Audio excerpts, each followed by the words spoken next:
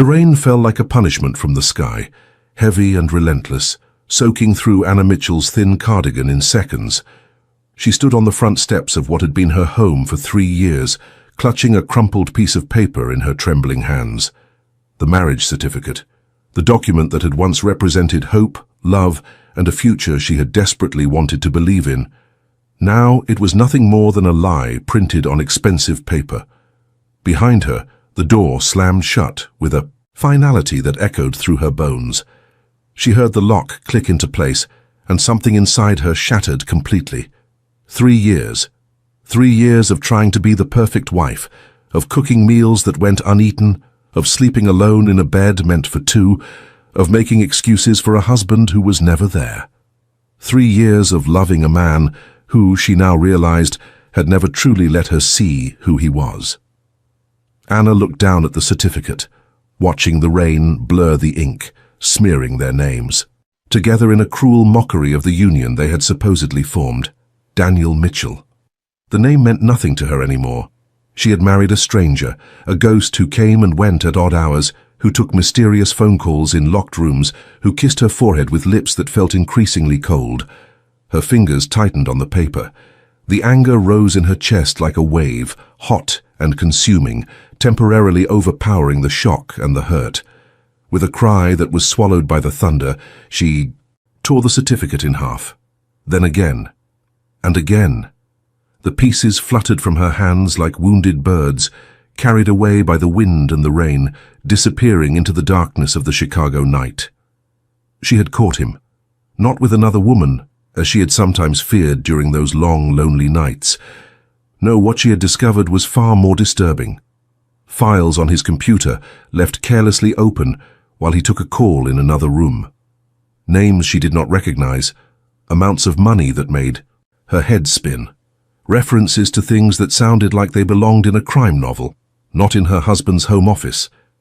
When she had confronted him, his face had changed. The man she thought she knew, the quiet businessman with the gentle smile, had vanished. In his place stood someone harder, colder, with eyes that held secrets darker than any shadow. He had told her to forget what she had seen. She had refused. She had demanded answers, explanations, the truth that he had been hiding from her, for their entire marriage, and so he had told her to leave, just like that. 3 years erased in a single sentence. Pack your things and go. His voice had been calm, almost clinical, as if he were discussing a business transaction rather than ending a marriage. She had stood there, frozen, unable to process what was happening. This could not be real. This could not be her life unraveling before her eyes. But it was real. And now she was standing in the rain, with nothing but the clothes on her, back and a heart that felt like it had been ripped from her chest. Anna began to walk. She did not know where she was going. She had no family in Chicago, no close friends she could call at this hour. Her parents were gone, victims of a car accident 5 years ago. Her sister lived in Seattle, and they had grown apart over the years. She was alone, completely and utterly alone, in a city that suddenly felt as foreign as another planet. The streets were empty at this hour, the rain keeping everyone indoors. Streetlights cast pools of orange light on the wet pavement, and Anna walked through them like a ghost, barely aware of her surroundings. Her mind kept replaying the images she had seen on that computer screen. The conversations she had overheard when Daniel thought she was asleep. The late-night visitors who spoke in hushed voices and left before dawn. She had been so blind, so desperate to believe in the fairy tale she had constructed, the story of the successful businessman who had swept her off her feet and given her a life of comfort and security. She had ignored the warning signs, the inconsistencies, the moments when something felt off. She had wanted so badly to be loved that she had accepted whatever version of himself he chose to present. The rain began to ease, fading to a gentle drizzle that felt almost like tears against her skin. Anna found herself in a part of the city she did not recognize, surrounded by towering buildings that blocked out what little. Moonlight filtered through the clouds. She was cold, exhausted, and more frightened than she had ever been in her life. She spotted a small diner across the street, its windows glowing with warm yellow light. The sign read, "Rosie's," in faded red letters, and through the glass she could see a handful of patrons hunched over cups of coffee. It looked safe. It looked like a place where she could sit down, gather her thoughts, and figure out what to do next. Anna crossed the street, pushed open the door and stepped inside. A bell chimed overhead, announcing her arrival to the mostly empty room. The smell of coffee and bacon grease wrapped around her like a blanket, and for a moment she just stood there, dripping on the welcome mat, trying to remember how to breathe. A waitress approached her, a middle-aged woman with kind eyes and a name tag that read, Dolores. She took one look at Anna's soaked clothes and pale face and immediately guided her to a booth in the corner, away from the curious glances of the other customers. "Honey, you look like you've been through a storm in more ways than one," Dolores said, her voice gentle with concern. "Let me get you some coffee and a towel." "On the house." Anna nodded, unable to speak around the lump in her throat. She slid into the booth, her wet clothes squeaking against the vinyl seat, and stared at the table without really seeing it. The pieces of her life lay scattered around her like the torn fragments of her marriage certificate, and she had no idea how to put them back together. The coffee arrived steaming and strong, and Anna wrapped her hands around the mug, desperate for any warmth she could find. She took a sip, felt the heat spread through her chest, and finally allowed herself to think about what she had discovered. Daniel was not a businessman, or rather he was, but his business was something far darker than the import-export company he claimed to run. The files she had seen contained references to territories, to operations, to individuals who needed to be handled. There were spreadsheets tracking money that flowed through dozens of shell companies. There were photographs of men she did not recognize, annotated with notes in Daniel's neat handwriting. Her husband was a criminal, and not just any criminal. From what she had pieced together in those few horrifying minutes before he caught her, Daniel Mitchell was someone powerful, someone dangerous, someone who operated in a world she had only ever seen in movies and television shows, a world of shadows and secrets and violence. And she had been married to him for 3 years without knowing any of it. Anna felt sick. She pushed the coffee away and pressed her hands against her eyes, trying to stop the tears that threatened to fall. How could she have been so foolish? How could she have shared a bed with a man whose true nature was so completely hidden from her? What else did she not know? What other lies had her entire marriage been built upon? The bell over the door chimed again, and Anna looked up instinctively. A man entered the diner, tall and broad-shouldered, with dark hair that was slightly damp from the rain.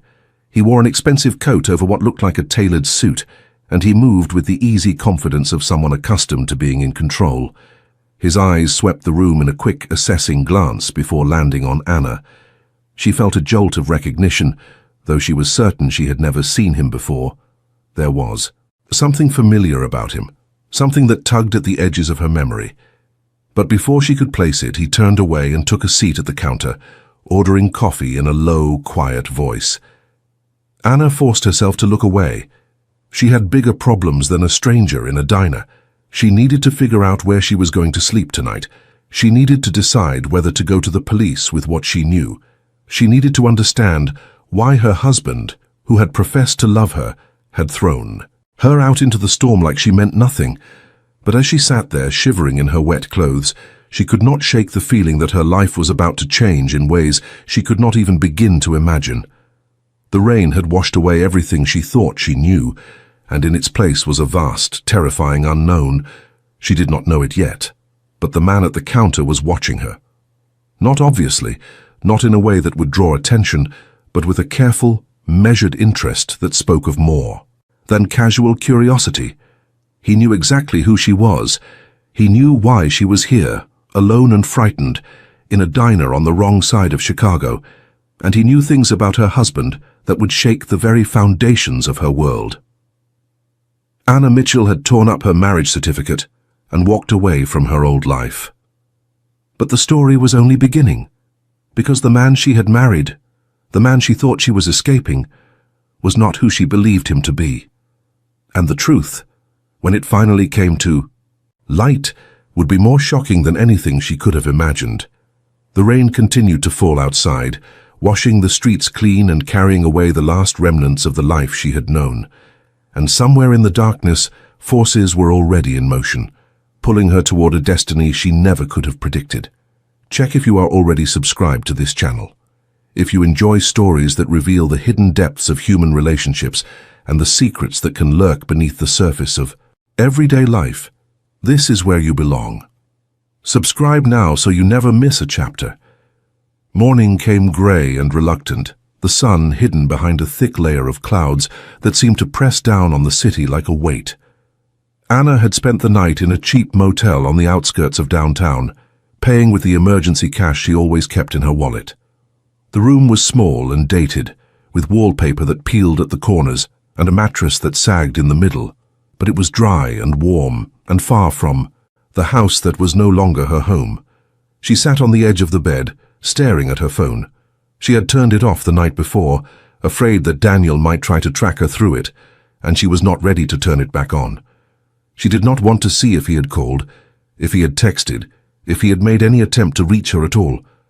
Part of her desperately hoped he had. Another part, the part that was slowly coming to terms with the reality of her situation, hoped he had not. The pieces of the puzzle kept rearranging themselves in her mind, forming patterns she did not want to see. All those business trips that lasted too long, the men who occasionally came to the house, men with hard eyes and careful movements who fell silent whenever she entered the room. The way Daniel always seemed to know things before they happened, as if he had access to information that ordinary people did not. She had married a man who lived in shadows, and she had never even noticed. Anna finally turned on her phone, bracing herself for whatever awaited her. The screen lit up, notifications flooding in. 17 missed calls from Daniel, 32 text messages. She did not read them. She could not bear to see whatever excuses or explanations or threats he might have sent. Instead, she opened her contacts and scrolled until she found the name she was looking for. Rebecca Torres, the only real friend she had made during her years in Chicago. They had met at a coffee shop 3 years ago, bonding over a shared love of mystery novels and a mutual distaste for the pretentious wine bars that seemed to dominate the neighborhood. Rebecca was a journalist, sharp and curious, with a nose for stories that others overlooked. If anyone could help Anna understand what she had stumbled into, it was her. The phone rang twice before Rebecca picked up. "Anna? Oh my God, I've been trying to reach you. Are you okay? Where are you?" "I left him," Anna said, and her voice cracked on the words. "Rebecca, I found something on his computer. I think he's involved in something terrible." There was a long pause on the other end of the line. When Rebecca spoke again, her voice was careful, measured. "Anna, listen to me. Where are you right now? Are you somewhere safe?" "A motel, the Starlight Inn off Route 41. "Rebecca, what's going on? You sound strange." Another pause, longer this time. "Stay there. Don't go anywhere. Don't talk to anyone. I'm coming to get you. There's something I need to tell you, and it has to be in person." The line went dead before Anna could respond. She stared at the phone, her heart beating faster. Rebecca knew something. The tone in her voice, the urgency in her words, spoke of knowledge that went beyond casual concern. What had her friend been hiding from her? The next 2 hours passed in agonizing slowness. Anna paced the small room, unable to sit still, unable to focus on anything except the growing dread in her stomach. She kept glancing out the window, half expecting to see Daniel's car pull into the parking lot, half expecting something worse that she could not even name. When the knock finally came, she nearly jumped out of her skin. She approached the door cautiously, peering through the peephole. Rebecca stood outside, alone, her dark hair pulled back in a messy ponytail and her eyes hidden behind oversized sunglasses, despite the overcast sky. Anna opened the door and pulled her friend inside, closing it quickly behind her. "Tell me everything," Anna said. "What do you know about Daniel?" Rebecca removed her sunglasses and met Anna's eyes. "I need you to understand something first. I've been investigating your husband for almost 2 years. I should have told you, but I was afraid. Afraid of what he might do if he found out, afraid of putting you in danger. But now that you've left him, now that you know something is wrong, I can't keep this from you anymore." Anna felt the room tilt, slightly. 2 years. You've known for 2 years and you never said anything. I knew he was dangerous. I knew he was connected to things that most people only read about in headlines. But I didn't have proof, Anna. Not the kind of proof that would stick. And I thought as long as you were with him, as long as you were his wife, you were protected. He would never hurt someone he loved. He threw me out into the rain like I was nothing, like our entire marriage was nothing. Anna's voice was bitter, edged with betrayal that now extended to her closest friend. Rebecca nodded slowly. "Because you found out the truth, or part of it anyway. Daniel Mitchell is not just some businessman with shady connections. He's the head of one of the most powerful criminal organizations on the East Coast. His real name is not even Daniel Mitchell. That's an identity he created 15 years ago when he decided to build a legitimate front for his operations." The words hung in the air, impossible and undeniable. Anna sank onto the bed, her legs unable to support her any longer. "What are you saying? That my husband is... what? A crime boss? Like in the movies?" "Not like in the movies. In real life, real operations, real money, real consequences. He controls half the shipping that comes through Chicago's ports. He has connections in city government, in law enforcement, in places that would make your head spin. The man you married is one of the most powerful and feared individuals in this city, and nobody knows his face. That's how he's survived this long." Anna thought she might be sick. All those quiet evenings at home, all those tender moments, all those whispered promises in the dark. Had any of it been real? Or had she been nothing more than another piece of his carefully constructed facade, a prop in the elaborate performance of normalcy he presented to the world? "Why me?" she whispered. "Why did he marry me?" Rebecca sat down beside her, taking her hands. "I've been trying to figure that out. From everything I've uncovered, Daniel doesn't do anything without a reason. Every move he makes is calculated, strategic. But when it comes to you, I think you might be the one thing in his life that wasn't part of a plan. I think he actually fell in love with you. Then why did he throw me away? Because you saw behind the curtain, because you became a liability instead of an asset. Men like Daniel, they operate on cold logic. The moment you knew his secret, you became a threat. The fact that he let you walk away alive tells me there's something else going on, some part of this puzzle we're not seeing yet." Anna pulled her hands free and stood up, moving to the window. The parking lot below was nearly empty, just a few cars scattered across the faded asphalt. Normal cars, belonging to normal people with normal lives. She had never felt further from that world. "What am I supposed to do now? Go to the police? Would they even believe? Me?" Rebecca joined her at the window. "The police are complicated. Daniel has people everywhere. I don't know who we can trust and who might be on his payroll, but I have contacts, people who've been trying to bring him down for years. If you're willing to help, if you're willing to tell them what you know, we might finally be able to—" She stopped mid-sentence, her body going rigid. Anna followed her gaze and felt her blood turn to ice. A black SUV had pulled into the parking lot, sleek and expensive, completely out of place in this rundown neighborhood. The windows were tinted so dark that it was impossible to see inside, but Anna knew with absolute certainty who it belonged to. "We need to go," Rebecca said, grabbing Anna's arm. "Now, right now." They did not make it to the door. It swung open before they could reach it, revealing 2 men in dark suits with faces that showed no emotion whatsoever. Behind them, framed in the doorway like a figure from a nightmare, stood someone Anna had never seen before. He was older than Daniel, perhaps in his 60s, with silver hair swept back from a face that looked like it had been carved from stone. His eyes were pale blue, almost colorless, and when they settled on Anna, she felt as if she were being examined by something ancient and predatory. He wore his power like other men wore cologne, an invisible aura that filled the room and made the air feel thick and heavy. "Mrs. Mitchell," he said, and his voice was silk-wrapped. Around Steele. We need to talk about your husband. Anna's throat constricted. This was not Daniel's people. The recognition was instinctive, primal. This was someone else, someone whose presence spoke of different dangers and different agendas. She had escaped one trap only to fall into another. The older man smiled, but it did not reach his eyes. My name is Victor Marchetti, and I'm afraid you've stumbled into something much larger than a failed marriage. Victor Marchetti settled into the rooms-only chair as if he owned it, as if he owned the entire motel and everything in it.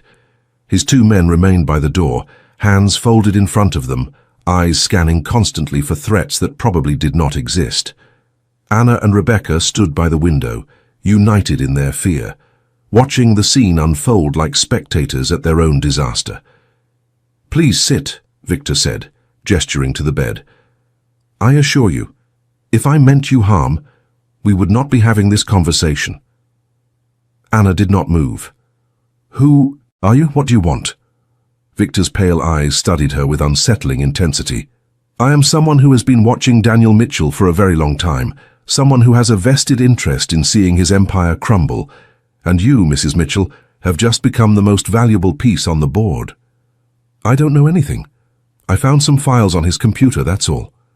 I don't even know what half of it meant. But you saw it. You were inside his home, inside his life, for 3 years. You know things you don't even realize you know. The way he moves, the way he thinks, the people he trusts, that information is priceless to someone like me. Rebecca stepped forward, her journalist's instincts overriding her fear. Victor Marchetti, I know that name. You're the head of the Marchetti family. You and Daniel are rivals. Victor inclined his head in acknowledgement. Rival is a strong word. We occupy overlapping territories. For years there has been an uneasy peace between our organizations, but recently Daniel has been making moves that threaten to upset the balance, moves that cannot be allowed to continue. Anna felt sick. She had escaped one criminal only to be captured by another. The world she had stumbled into was not a world of good and evil, but a world of competing evils, each using human beings as pawns in games she could not begin to understand. What do you want from me? She asked again. Victor leaned forward, his expression almost paternal in its false warmth. I want to help you, Mrs. Mitchell. Daniel will not let you go easily.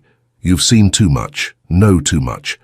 Right now he's probably trying to decide whether it's safer to bring you back into the fold or eliminate you entirely. I can offer you protection. I can offer you a new life, far from Chicago, far from anything that might remind you of the man you married. In exchange for what? Information. Everything you remember about Daniel's operations, his contacts, his plans. You help. Me and I make sure you disappear so completely that even Daniel Mitchell won't be able to find you. It was a devil's bargain, and Anna knew it. Trading one form of captivity for another, selling whatever scraps of knowledge she possessed to a man who was cut from the same cloth as her husband. But what choice did she have? She was alone, frightened, and completely out of her depth. Maybe this was the only way to survive. Before she could respond, her phone buzzed. She glanced at the screen and felt her heart stop. A text message from an unknown number. Just 4 words. Don't trust him, run. Victor saw her expression change and held out his hand. The phone, please. Anna's mind raced. Someone was trying to warn her. Someone who knew where she was, who knew about Victor, who wanted her to escape. But who? And how? The phone, Mrs. Mitchell. Now. She handed it over, watching as Victor read the message. His expression flickered, just for a moment, before the mask of calm settled back into place. It seems we have an interested third party. How fascinating. He pocketed the phone and stood up. I had hoped we could do this the civilized way, but clearly time is running out. You'll come with us now, Mrs. Mitchell, for your own protection, of course. No. The word came out stronger than Anna expected. I'm not going anywhere with you. Victor's smile never wavered. I'm afraid that's not an option. The next few seconds happened in a blur. The door burst open, not from the Outside, but from the adjacent room, men poured through, moving with military precision, and before Anna could process what was happening, Victor's guards were on the floor, and Victor himself was being restrained by hands that showed no hesitation. Through the chaos, Anna caught a glimpse of the man leading the assault. Tall, dark-haired, familiar. The stranger from the diner the night before. He moved through the violence with a grace that spoke of extensive training, his face calm and focused, as he neutralized the threat with brutal efficiency. When it was over, when the Marchetti men were secured and Victor was being led away, the stranger turned to Anna. Up close, she could see the intensity in his eyes, the weight of secrets that lurked behind them. He was handsome in a severe way, all sharp angles and controlled power. "Mrs. Mitchell," he said, "my name is Marcus Cole. I work for your husband, and I'm here to take you home." Anna felt the world tilt again. Home. The word sounded absurd, meaningless. She had no home anymore. She had nothing but questions and fear, and a growing certainty that her life had become a chessboard where she was the only piece that did not understand the rules. "I don't want to go back to Daniel." Marcus nodded as if he had expected this response. "I understand. But there are things you need to know, Mrs. Mitchell. Things about your husband that might change your mind. He's not who you think he is. None of this is what you think it is." "Then, tell me the truth." Marcus glanced around the room at the unconscious men, at the chaos of the confrontation. "Not here, not now. But I promise you, if you come with me, you'll get the answers you're looking for, every single one of them." Anna looked at Rebecca, who nodded slowly. "I'll come with you," her friend said. "Whatever happens, we face it together." It was not much, but it was enough. Anna turned back to Marcus and took a deep breath. "Okay, take me to him. Take me to Daniel. But if he lies to me again, if any of this is another manipulation, I swear I will find a way to burn his entire world to the ground." Marcus's lips curved in what might have been respect. "Understood, Mrs. Mitchell. Shall we?" They left the motel together, stepping out into a morning that had finally begun to clear. The clouds were breaking apart, letting through shafts of pale sunlight that felt like a promise, or perhaps a warning. Anna did not know what awaited her. She did not know if she was walking toward salvation or destruction, but she knew with a certainty that settled into her bones that her life would never be the same again. The woman who had stood in the rain, tearing up her marriage certificate, was gone. In her place was someone new, someone stronger, someone who had stared into the darkness and refused to look away. The story was far from over. In fact, it was only just beginning. If this moment, this turning point in Anna's journey, has touched something in your heart, pause right now and leave a comment with the words, "I believe in second chances." It will mean more than you know to see those words, to know that we share this moment together. The house that Marcus drove them to was not the home Anna had shared with Daniel. It was a different property entirely, a sprawling estate on the outskirts of the city that she had never even known existed. High walls surrounded the grounds, topped with security cameras that tracked their approach like mechanical eyes. Armed guards stood at the gate, stepping aside only after Marcus showed his credentials through the car window. Anna watched it all unfold with a strange sense of detachment.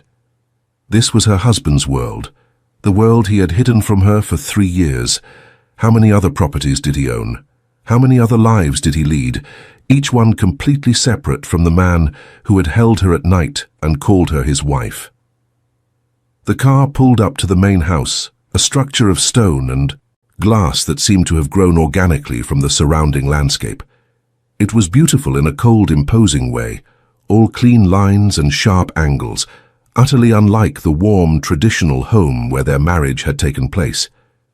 This was a fortress masquerading as a mansion, a place designed for protection rather than comfort. Marcus led them inside, through a foyer that echoed with their footsteps, past rooms filled with art and antiques that looked like they belonged in a museum. Rebecca stayed close to Anna's side, her hand occasionally brushing against Anna's in silent support. They were both strangers here, both navigating territory that felt alien and dangerous. Finally, they reached a set of double doors at the end of a long hallway. Marcus paused, turning to face Anna. "He's inside. He's been waiting for you since last night. Whatever you're feeling right now, whatever anger or fear or confusion, I ask only that you give him a chance to explain." "Why should I?" "Because the man in that room is not the man you think you married. He's someone else entirely, and when you understand the truth, I believe you'll see everything differently." Anna wanted to argue, wanted to demand more answers before facing her husband again. But something in Marcus's eyes stopped her. There was no deception there, no manipulation, just a quiet conviction that what he said was true. She pushed open the doors and stepped inside. Daniel stood by the window, his back to her, silhouetted, against the morning light. He turned when he heard her enter, and for a moment they just looked at each other across the expanse of the room. He looked tired, Anna realized, tired and worried, and unless she was imagining it, afraid. "Anna." Her name fell from his lips like a prayer. "I'm sorry. For everything." "Sorry?" The word came out sharp, edged with all the pain and betrayal of the past 24 hours.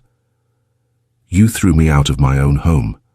You let me believe our entire marriage was a lie.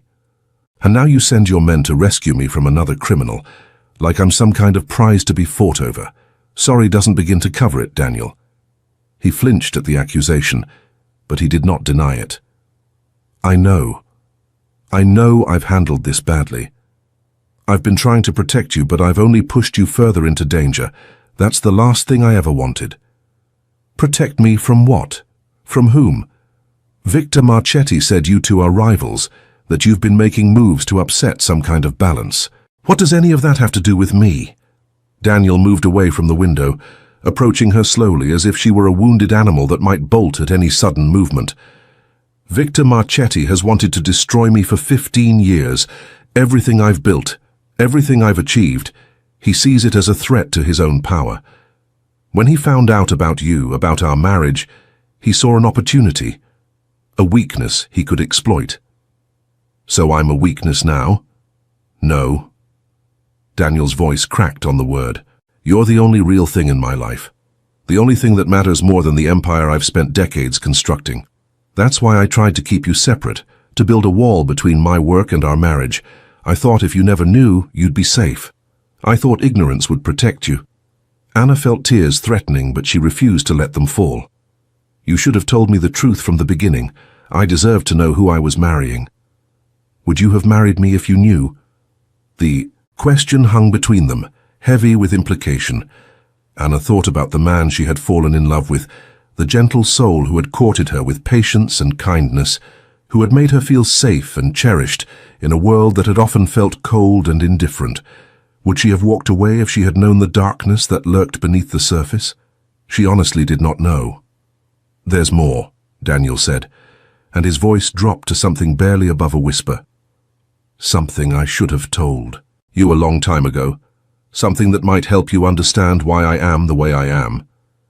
He led her to a sofa, gesturing for her to sit. Rebecca remained by the door, a silent sentinel, but her presence was comforting.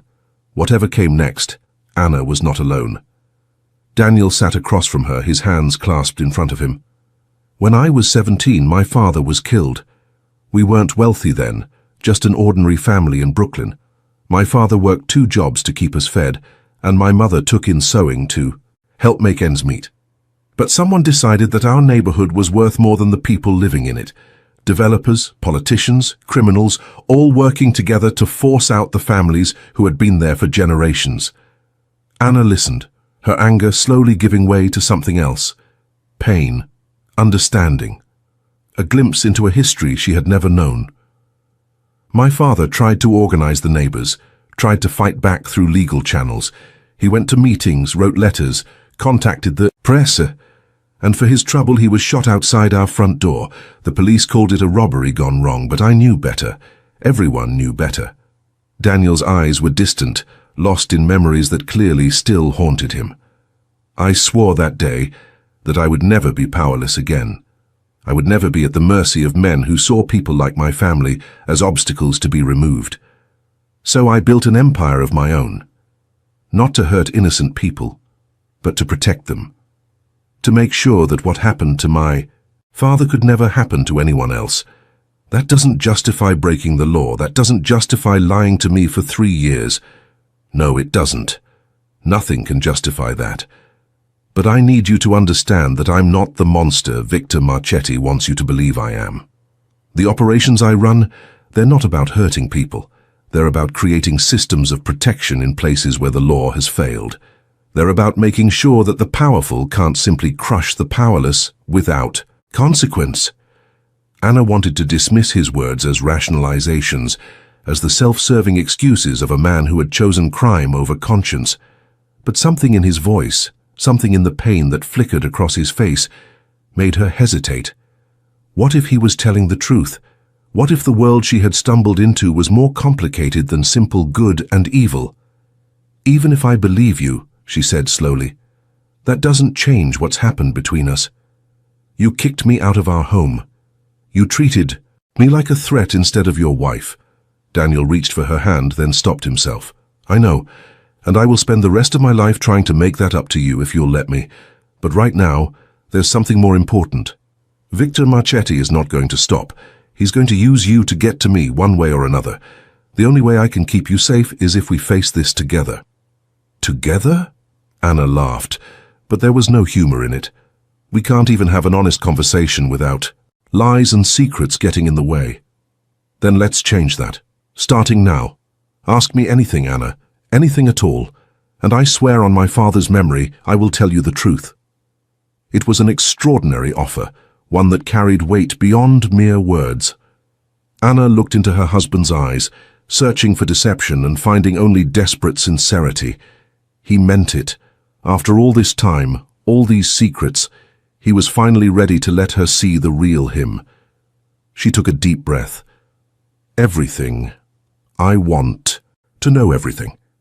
And then we'll decide together what happens next. Daniel nodded, and for the first time since she had walked into this room, something like hope flickered across his features. Everything, he agreed, starting from the beginning.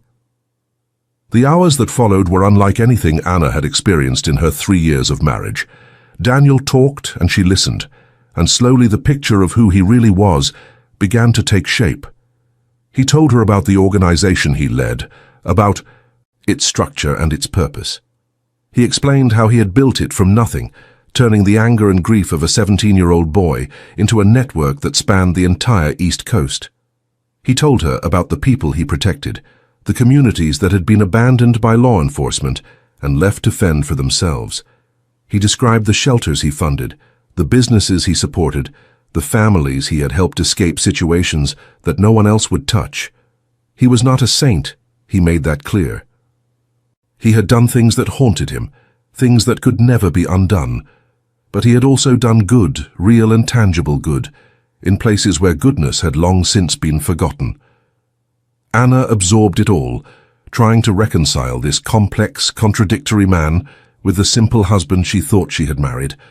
It was not easy. Every new piece of information raised more questions, more doubts, more fears. But it also brought a strange kind of clarity. The man she loved was not a figment of her imagination.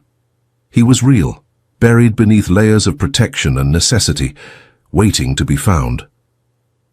When Daniel finished talking, when the truth had finally been laid bare between them, Anna sat in silence for a long moment.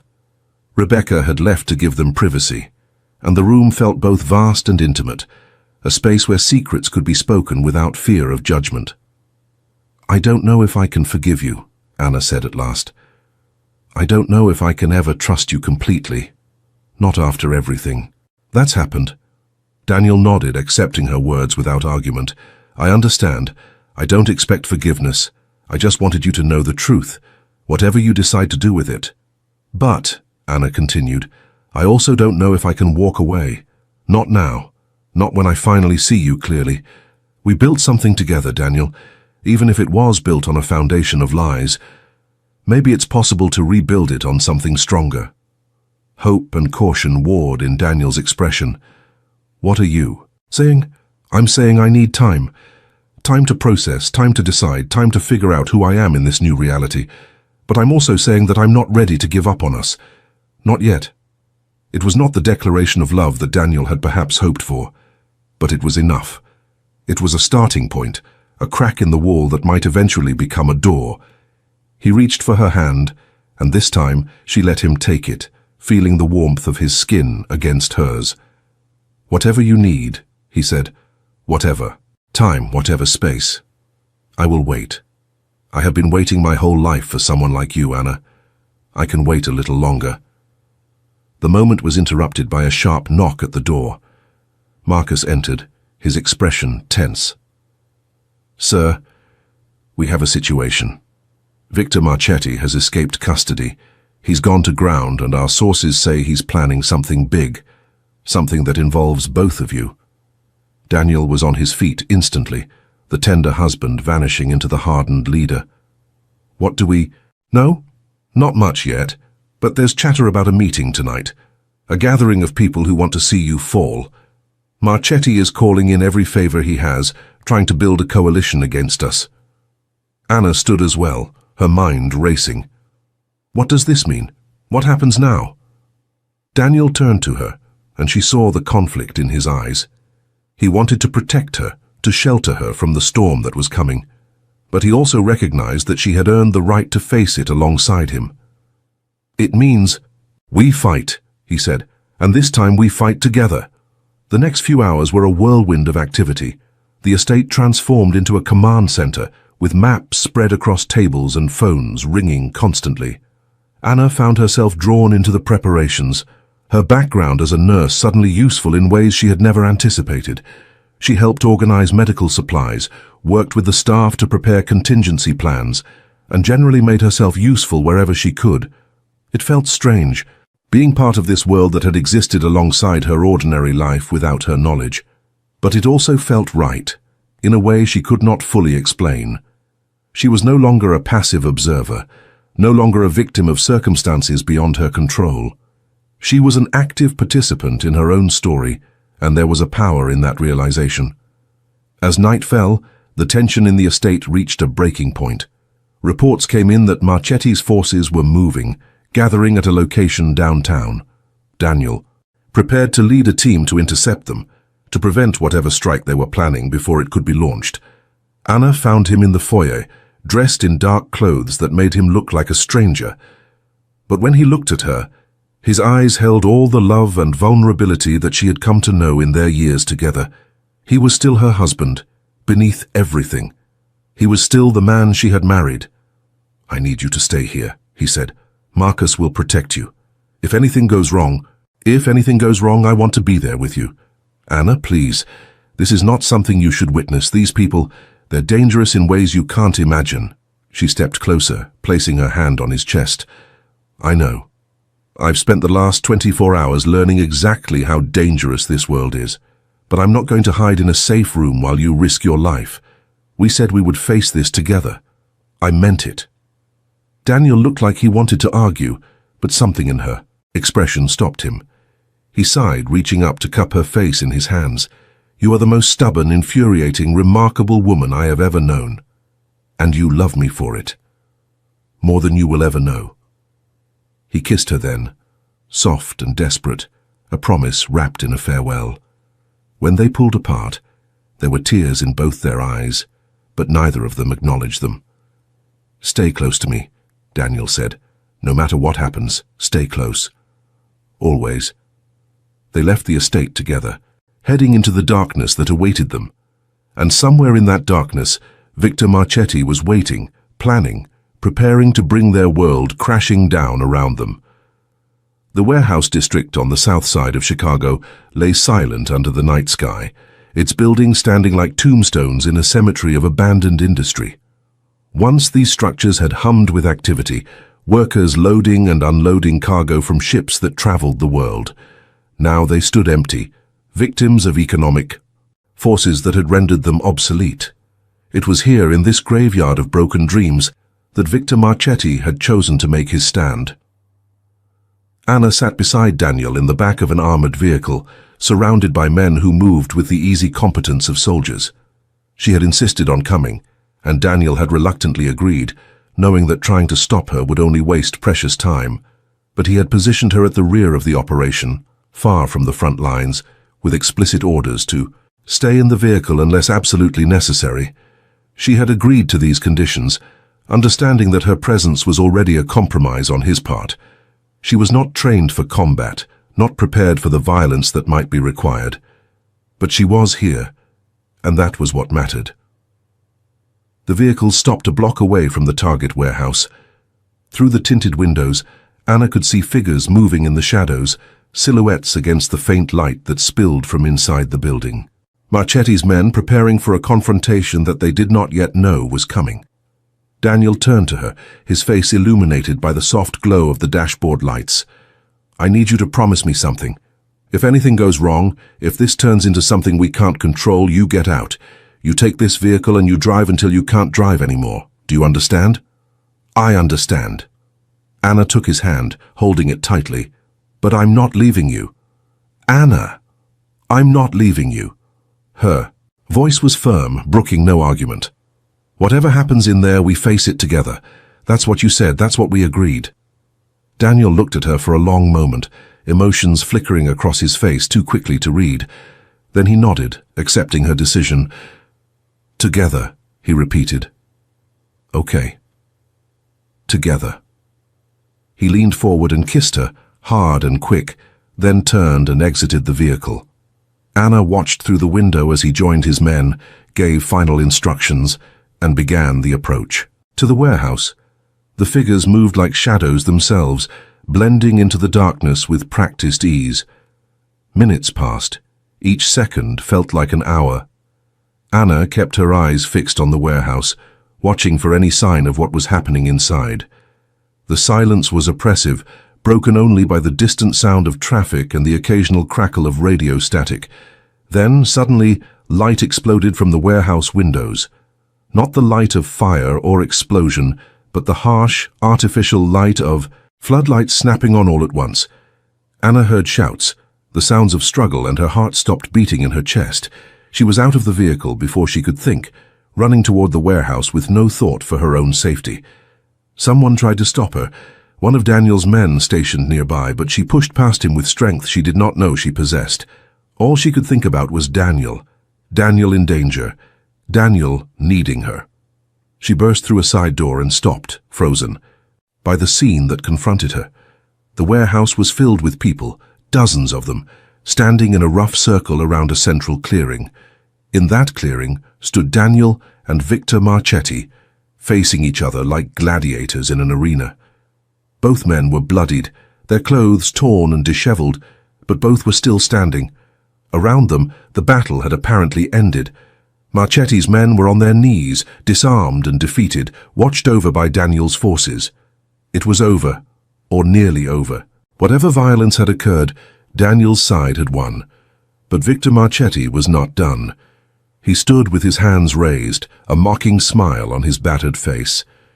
"You think this changes anything? You think defeating me tonight ends this war? There will be others, Daniel. There will always be others. As long as you have something to lose, you'll never be safe." His eyes found Anna across the room, and his smile widened. "Especially now that everyone knows your weakness." Daniel stepped forward, his voice low and dangerous. "She is not a weakness, she is my strength, and anyone who threatens her will answer to me personally." Brave words, but words don't stop men like me. Power does, and power can always be taken away. "Then take it." Daniel spread his arms, inviting attack. "Right here, right now, just you and me, no armies, no allies, just two men settling a score. That's what you want, isn't it? That's what this has always been about." Marchetti's smile faltered. For all his bravado, he was an old man facing a younger, stronger opponent. The advantage he had sought through numbers and surprise had evaporated, leaving him exposed and vulnerable. "I didn't think so." Daniel turned his back on his rival, a gesture of contempt that spoke louder than words. "Take him away, this is over." But Anna saw what Daniel did not. She saw Marchetti's hand move toward his pocket, saw the flash of metal as he drew a small weapon he had somehow concealed. Without thinking, she screamed a warning, her voice cutting through the silence of the warehouse. "Daniel!" He spun, reacting with instincts honed by years of living in danger. But he was not fast enough. The shot rang out, echoing off the metal walls, and Anna felt something tear through her body like fire. She looked down, confused, and saw blood spreading across her shirt. The world tilted, sounds becoming distant and muffled. She was falling, she realized, falling toward the cold concrete floor of the warehouse. Hands caught her before she landed. Daniel's hands, strong and trembling, cradling her against his chest. She could hear him speaking, shouting orders, calling her name. But the words seemed to come from very far away. "Anna. Anna, stay with me. Look at me. Don't close your eyes." She tried to obey, tried to focus on his face above her. He looked terrified, more frightened than she had ever seen him. The powerful crime lord, the man who controlled an empire, was crying, tears streaming down his face. As he pressed his hands against her wound, "I'm sorry," she whispered. "I should have stayed in the car." "Don't talk. Save your strength. Help is coming. Just hold on." She wanted to tell him that she loved him, that she forgave him, that the past day had shown her who he really was and she had finally accepted it. But the darkness was closing in, pulling her under, and she could not find the words. The last thing she saw before the world went black was Daniel's face, twisted with grief and determination. The last thing she heard was his voice, promising that everything would be okay, promising that he would never let her go. And somewhere in the distance, the sound of sirens, growing closer, bringing help that might arrive too late. Light, white and pure, surrounding her, filling her. For a moment Anna thought she had died, that this was whatever came next. But then the light resolved into a ceiling, institutional white, marked with the distinctive tiles of a hospital room. She blinked, her eyes adjusting to the brightness. Her body felt heavy, weighted down by something she could not identify. When she tried to move, pain flared in her side, sharp and immediate, and she gasped. "Don't try to move." The voice was Daniel's, rough with exhaustion and relief. He sat beside her bed, holding her hand, looking like he had not slept in days. "You're safe. You're in the hospital. Everything is okay." "What happened?" Her voice came out as a croak, her throat dry and scratchy. "You saved my life." Daniel's eyes glistened with unshed tears. "That man Marchetti, he would have shot me. You warned me just in time. But you stepped into the path of the shot. You took it meant for me." Memory flooded back. The warehouse, the confrontation, the flash of the hidden weapon and the burning impact that had sent her falling to the floor. She had thrown herself forward without thinking, her body moving before her mind could catch up. "I thought I was going to lose you." Daniel's voice cracked on the words. "I thought I had finally lost the only thing that ever mattered to me. You can't get rid of me that easily." She tried to smile, but it came out as more of a grimace. "How long have I been here?" 3 days. The surgery was complicated, but the doctors say you're going to make a full recovery. It will take time, but you're strong, Anna. Stronger than anyone I've ever known. 3 days. She had been unconscious for 3 days while her body fought to heal. And Daniel had been here, she knew instinctively. He had not left her side. "Marchetti?" she asked. Daniel's expression hardened. "In custody, charged with attempted murder, among other things. He won't hurt anyone again." There was more to the story she could tell. Things that had happened while she was unconscious, consequences that had unfolded from that night in the warehouse. But she was too tired to ask, and somehow she knew that whatever had occurred, Daniel had handled it. He had protected her, protected their future, just as he had promised. "I need to tell you something," she said, gathering her strength. "Before everything happened, before I got shot, I was going to tell you something important. You don't have to. I forgive you." The words came out simple and direct, carrying the weight of everything she had learned in the past few days. I understand why you did what you did. I don't agree with all of it, and I'm still hurt by the lies. But I understand, and I choose to, and move forward, with you, if you still want that. Daniel brought her hand to his lips, pressing a kiss against her knuckles. I want that more than anything. I will spend the rest of my life proving that you made the right choice. You better. She smiled, and this time it was genuine, because I'm not going anywhere. They stayed like that for a while, hand in hand, letting the silence speak for them. Outside the window, the sun was setting, painting the sky in shades of orange and gold. A new day was ending, and a new chapter of their lives was beginning. The road ahead would not be easy. There would be challenges to face, obstacles to overcome, a world of complexity and danger that would always be part of their lives. But they would face it together, as partners, as equals. The lies and secrets of the past had been exposed, and in their place was something stronger, a foundation of truth and understanding that could weather any storm. Anna closed her eyes, exhaustion finally claiming her. But for the first time in days, the darkness felt peaceful rather than threatening. She was safe, she was loved, and whatever tomorrow might bring, she was ready to face it. Recovery was slow and sometimes frustrating. Anna spent 2 more weeks in the hospital, gradually regaining her strength under the watchful eyes of doctors who treated her like fragile glass. Daniel rarely left her side, working remotely when necessary and delegating everything else to Marcus and the rest of his organization. Their relationship changed during those weeks. The dynamic shifted from the unequal footing of secret keeper and unknowing spouse to something more balanced, more honest. Daniel answered her questions with candor, no longer hiding behind the protective barriers he had constructed. Anna listened, challenged, disagreed, and eventually accepted the complex reality of the man she had married. It was not perfect. There were difficult conversations, moments of anger and doubt, times when Anna wondered if she was foolish to stay.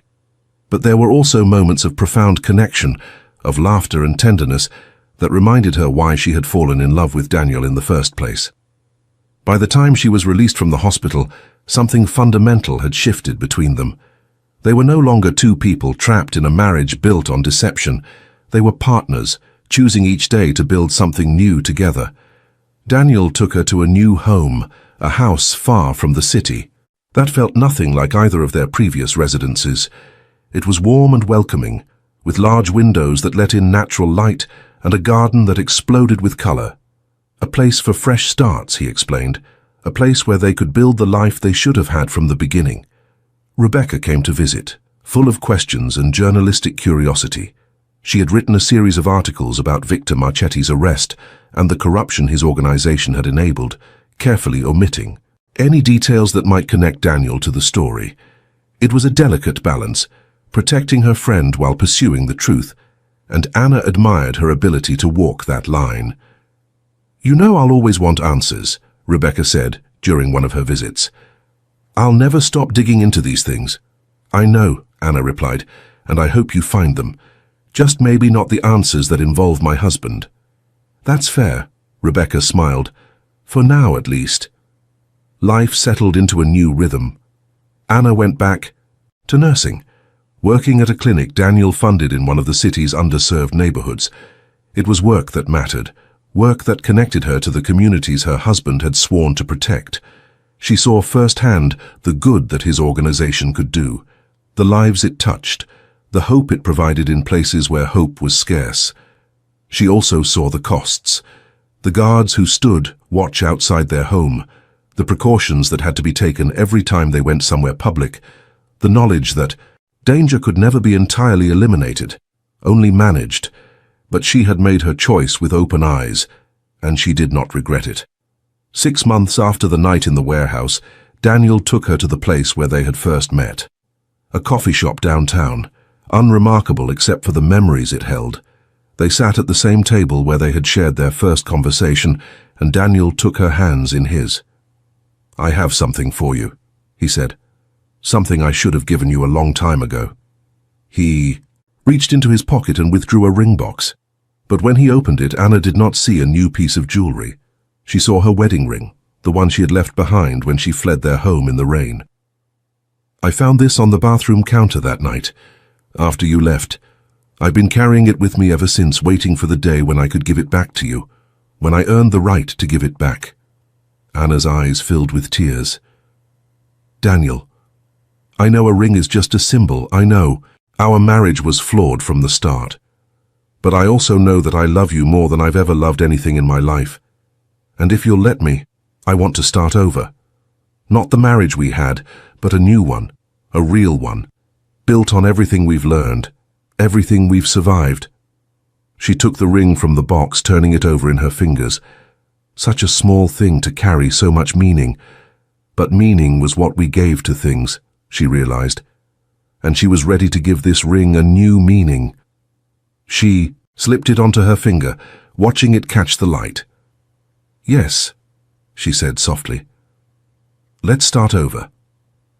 Daniel's face broke into a smile that transformed him, erasing the lines of worry and stress that had marked him for so long. He looked young again, full of hope and possibility, the way he must have looked before the weight of his world had settled on his shoulders. They kissed, gentle and unhurried, sealing a promise that was older than words. Around them, the coffee shop continued its everyday bustle, completely unaware of the private miracle taking place at the corner table. Outside, the sun was shining. The rain that had driven Anna from her home all those months ago seemed like a distant memory, replaced by warmth and light. A new chapter was beginning, written by two people who had chosen each other despite everything that stood between them. Anna Mitchell had torn up her marriage certificate on a rainy night in Chicago, certain that her life was over. But she had been wrong. It was just beginning. And this time she knew exactly who she was married to. She knew his secrets, his sins, his shadows, and she loved him anyway. That was the miracle in the end. Not that perfect people could find happiness, but that imperfect people could choose each other and build something beautiful from the wreckage of their mistakes. Anna and Daniel had built something beautiful, and they would spend the rest of their lives protecting it. The garden was full of light on the afternoon of their renewal ceremony. Friends and family gathered on white chairs beneath a canopy of flowers, watching as Anna and Daniel stood together at the altar they had built in the backyard of their new home. This time, there were no secrets. This time, every person present knew exactly who they were celebrating. The guest list was small and carefully curated, including only those who had earned their trust through years of loyalty and discretion.